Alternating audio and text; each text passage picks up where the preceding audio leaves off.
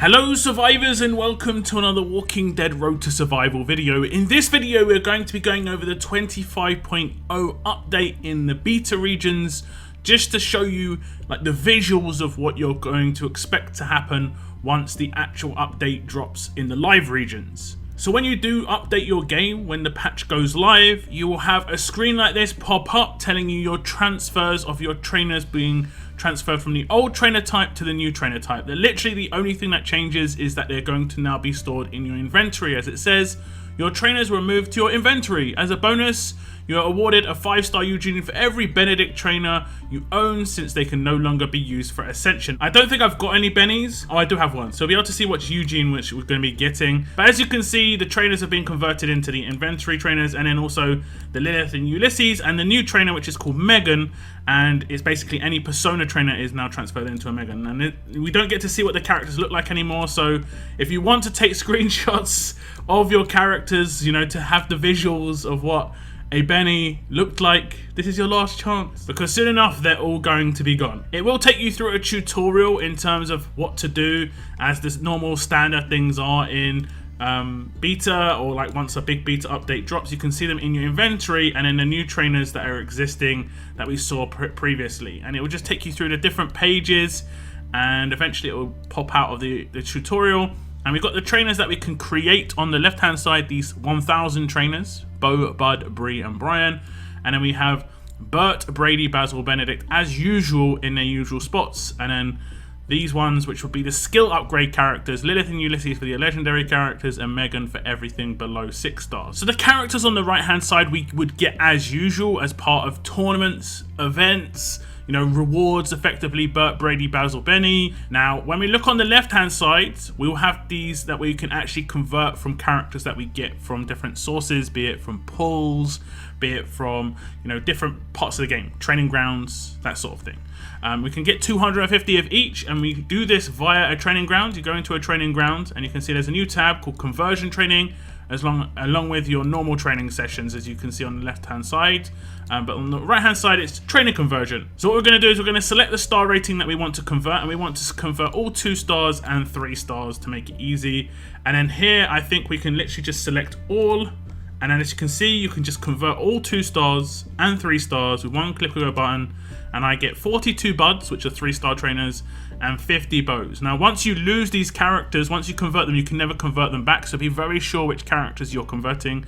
And you click OK, and as you can see I've got a bunch of trainers, because then when you go into this screen back into the inventory, you can see I've now got 50 bow trainers and 42 bud trainers. Now you might think, why would you do this? Why don't you just leave them as they are, as 2 stars and 3 stars, and then you can just train your characters that way?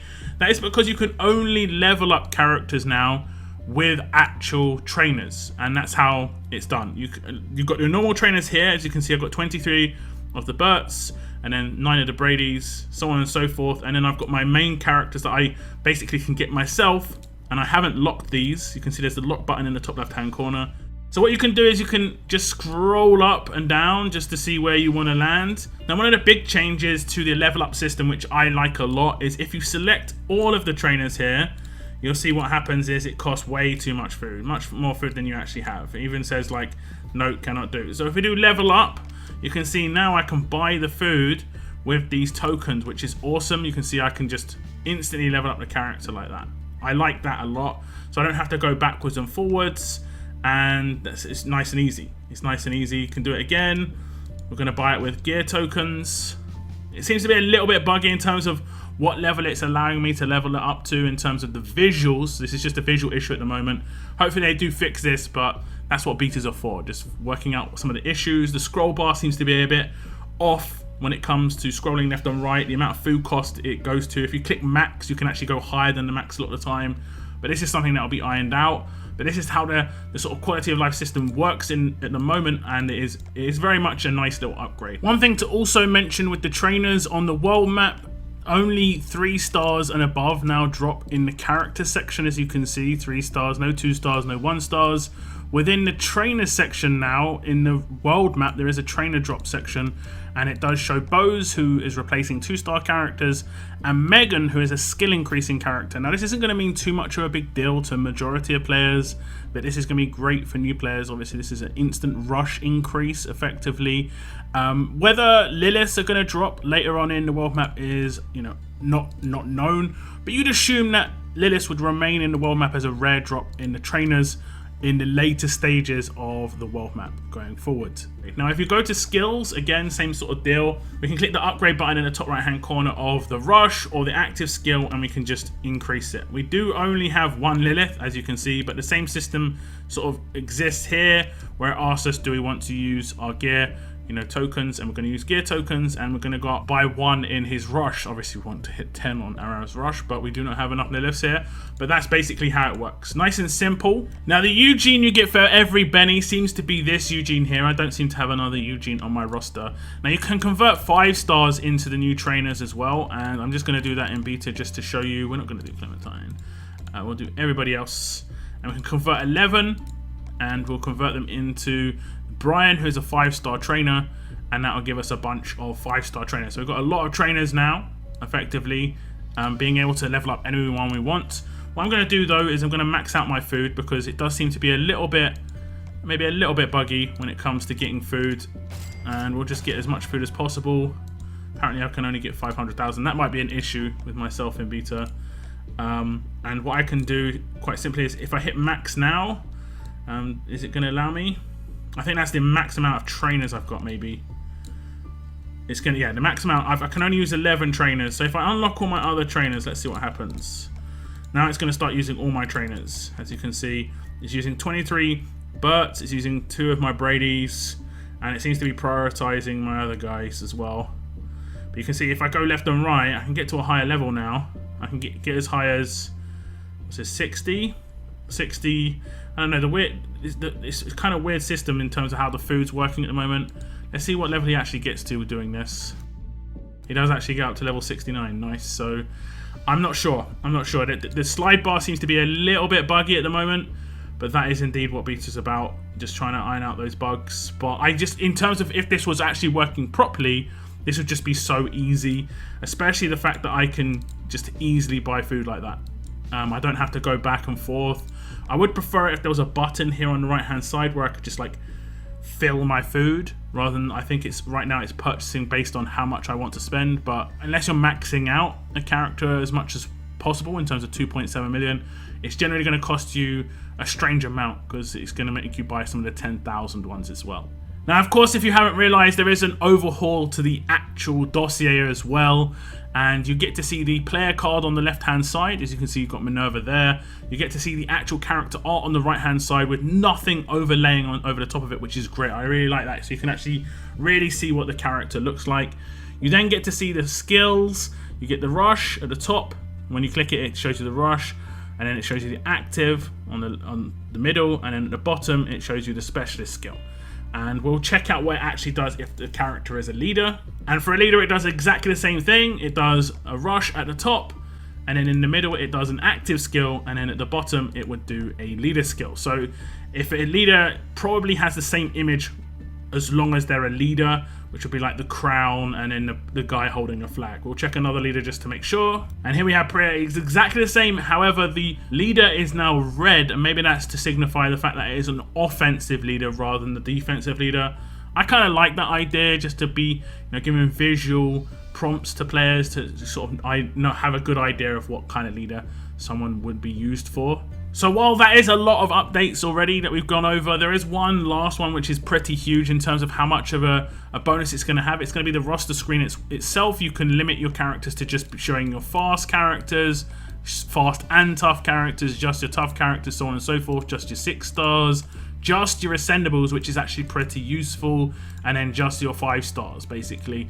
You can do it so that you can show lower levels as well, for instance 1 stars, 2 stars, 3 stars, and so on and so forth.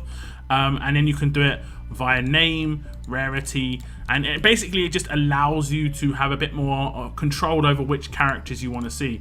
You can also search out characters if you so wish. So for instance, I could search out all Ricks in my roster. Fingers crossed I've actually got a Rick. There we go. So every Rick would just be shown in my roster. So if there's a specific character you just got and you want to level them up themselves, you could easily just search them out that way. Just, you know, Rick, I want to level up Rick, so I've got Rick here. I want to level up this dude. Easy peasy, and with the new level up system, it's pretty quick to actually level them up in the first place. Now, I would like some things to be added here. I would love to just have a button here somewhere where there's a star, like where there's this lock button up the top left-hand corner to lock the character. Maybe a star on the right-hand side of the field just to say this is my favorite character. So they'll be listed at the top of my roster, so I could click them really, really easily. And that way I could, you know, especially if it's a character that I am focusing on leveling up. There is also a small bug in the new roster management system that I have noticed in the armory system as well. If you bring down the search panel and you click on the text filter section, it actually just closes it again, and then you have to bring it down again and then do it again. Like, you have to do it twice every time you do it, no matter what happens. Whenever I go in, I click the magnifying glass, I click, you can see it's clicked, and then I let go, and it happens the same on my mobile or on my tablet. It doesn't matter what device I'm on, and then I click it again, and it seems to just be a bit off. It seems to go away quite a lot rather than allowing me to actually type something there. It happens the same in the armory search function as well. So if I go into my inventory and then I try and search here, you see it just closes, and then I can do it again. So I don't know what the situation is there. It's something that is part of the game. Hopefully that can be fixed. So there's some minor things, but overall I think this should be quite a good update. They need to iron out some of the level up issues with the scroll bar that I've noticed, but otherwise I think this is looking pretty good, and I'm looking forward to actually dropping just quality of life around finding your characters. Now you don't have to find trainers so much as well, because if you want to upgrade the active character, you don't have to find the Ulysses and Lilith. You can just easily just do it like that.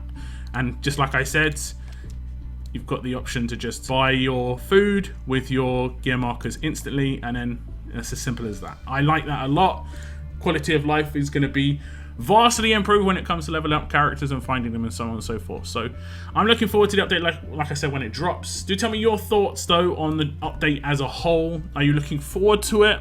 Things you think they could maybe add? There may be some time that they're going to look at maybe ironing out some issues, maybe adding some small things as well. I do see some big requests, and some of them are like trainers that can decrease rushes and trainers that can decrease active skills. I would very much like those as well. Personally, I have never really made mistakes with some characters, but if I had made a mistake on a character and leveled up the active skill where I didn't want to, that's a massive investment to get that character as an S-class character. So to bring that active back down to where I want it to be is very much a good idea. And at the end of the day, I've lost my trainers to do that, so I don't think that's too big a deal to implement it into the game. But it's whether the functionality can actually be introduced or not. It's a big question there, that's about it. But yeah, that is the end of my video, guys. Like I said, tell me your thoughts in the comments. Thank you very much for tuning in. And as always, keep on surviving, guys. Keep on surviving.